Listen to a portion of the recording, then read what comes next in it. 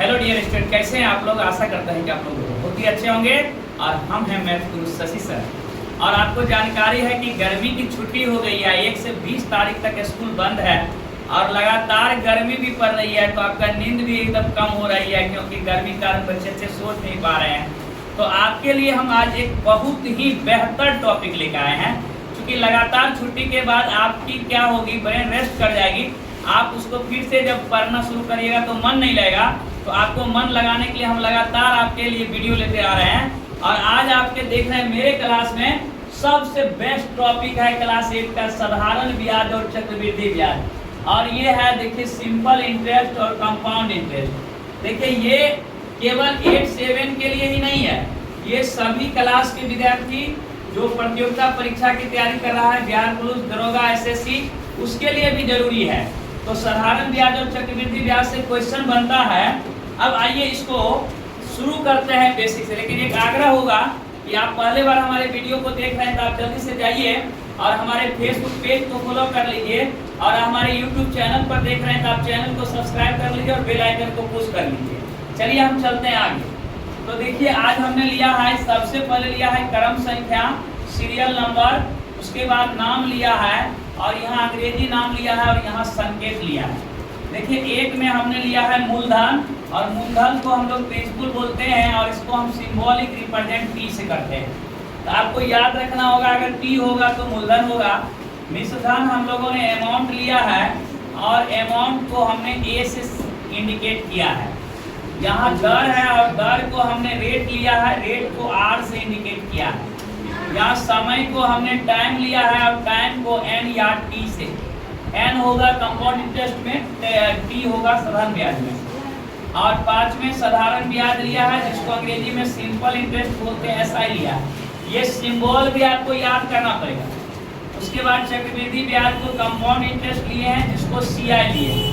अब यहाँ से आ जाइए, यहाँ हमने एक फॉर्मूला यहाँ से बनाया है ब्याज बराबर, और यहाँ हम बात कर रहे हैं साधारण ब्याज। तो ब्याज बराबर हो जाएगा मूलधन गुने समय गुने दर बटे 100, याद रखिएगा। इसी को सिंबल में लिए SI बराबर PRT बटे 100। दूसरा मूलधन निकालना है, अगर मूलधन निकालना है तो ब्याज गुने 100 बटे समय गुने दर हो जाएगा। इसी को हमने सिंबॉलिक रिप्रेजेंट लिया है P बराबर SI × 100 बटे R × T। समय निकालना है तो देखिए ब्याज गुने 100 बटे मूलधन गुने दर हो जाएगा। इसी का मैंने सिंबॉलिक रिप्रेजेंट लिया है P बराबर SI × 100 बटे P × R। अगर दर निकालना हो तो ब्याज गुने 100 बटे मूलधन गुने समय, इसी का सिंबॉलिक रिप्रेजेंट R लिया है SI × 100 बटे P × T। तो ये जो फॉर्मूला है इस पर आपका सवाल बनने जा रहा है। अब यहाँ से आ जाइए, यहाँ से जो हम एक फॉर्मूला लिए हैं ये है मिश्रधन, और मिश्रधन बराबर होगा मूलधन प्लस ब्याज। और यहाँ से हमने लिया है ब्याज, और ब्याज बराबर हो जाएगा मिश्रधन घटे मूलधन। ये आपको याद रखना पड़ेगा। यहाँ से मूलधन हमने निकाला है मिश्रधन माइनस ब्याज। अब आज छोटे छोटे बच्चों के लिए हम समझा दें कि मूलधन क्या है, ब्याज क्या है और मिश्रधन क्या है। देखिए मूलधन का मतलब ये है कि अगर आप किसी आदमी को ब्याज पर रुपया देते हैं, जितनी रुपया आप उसको देते हैं वो मूलधन है।